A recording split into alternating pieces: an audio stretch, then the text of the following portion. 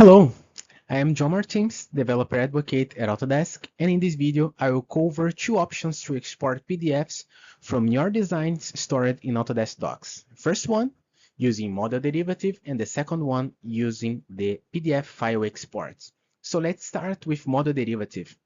The whole process consists of three steps. First of all, triggering a job to translate your design, then retrieving the manifest and generating the assigned URL. Let's jump to a short demo. So this is something that is available for some time already for these two formats, RBT and DWG. You can check everything in this blog, and it all happens when you use this advanced field with your translation to the views PDF.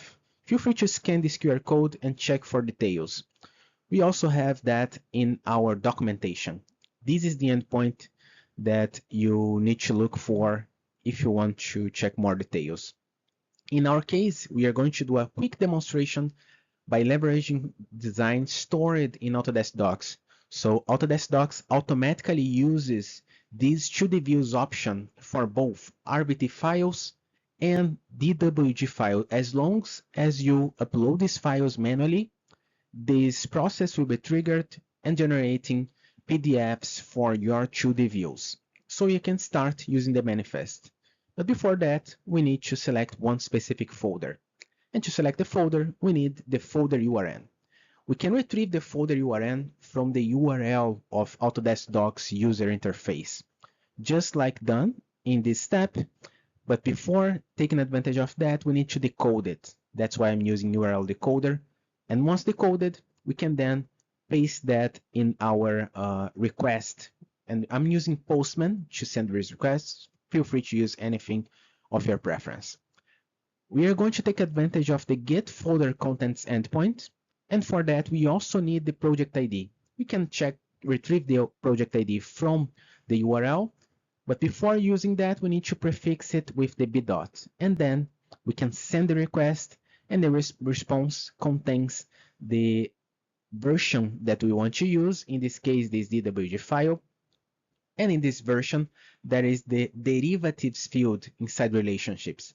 This derivative ID is the URN that we need to use to retrieve the manifest. So once with this URN, we can send the get manifest request. And in the manifest, we have all the derivatives, including SVF, database, and our PDF. If you quickly search for .pdf, we can see the derivative URN for our 2D view already translated as PDF. So now we have the final step, which is to generate the assigned URL. To generate the assigned URL, we need the URN and derivative URN. And once we send this request, we have our assigned URL that we can use to download our PDF in our machine. Together with this response, we receive not only the assigned URL, but in the headers, we also receive three fields that we need to leverage. First one is policy. So we need to copy the policy key and value. Second one is the key pair ID. We also need to copy its value, its key and value. And the third one is the signature. And this process is the same no matter if you are downloading your OBJ generated from SVF or IFC or DWG, or in this case, the PDFs. You always need to pass these values from the header of one response as the query parameters to the download request. Okay? So this is what we are configuring. Configuring first the policy, now the key pair ID. This is a short one. And last but not least, the signature. With all of that specified, we can then take advantage of one feature from Postman, which is to send a request and download the result.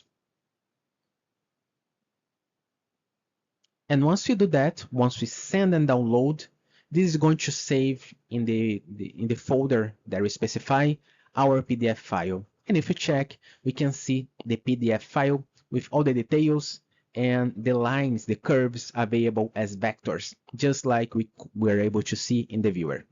Now for the second step, we have the PDF file export process. This one is slightly easier.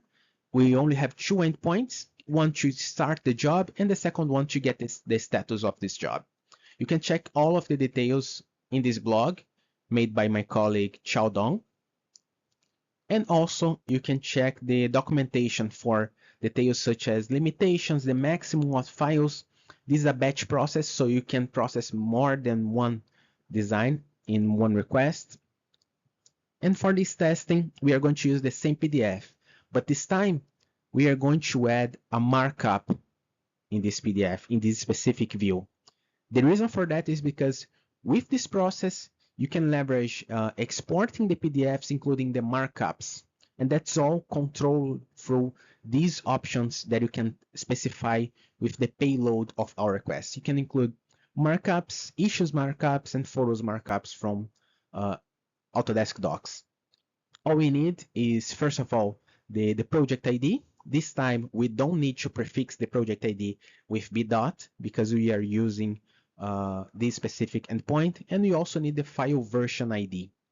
The version ID we can also grab from the get folder content endpoint, just like we are doing in this step.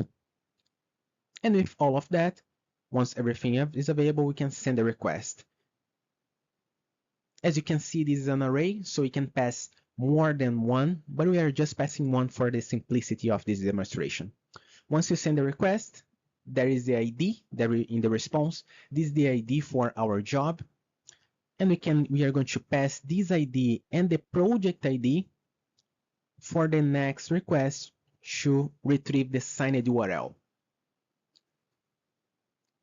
With all of that available, we can then send a request and take advantage of this signed URL to download our content. In this case, since this is a batch process and we can export multiple PDFs, instead of downloading a PDF, we are downloading a compressed file, .zip.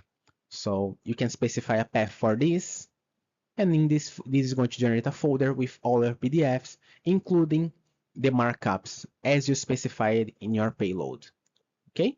You can check additional details in the blog again and in our documentation. And to stay up to date with these and other news, sign up to our newsletter, subscribe to our channel, and follow our page on LinkedIn. Bye bye, see you next time.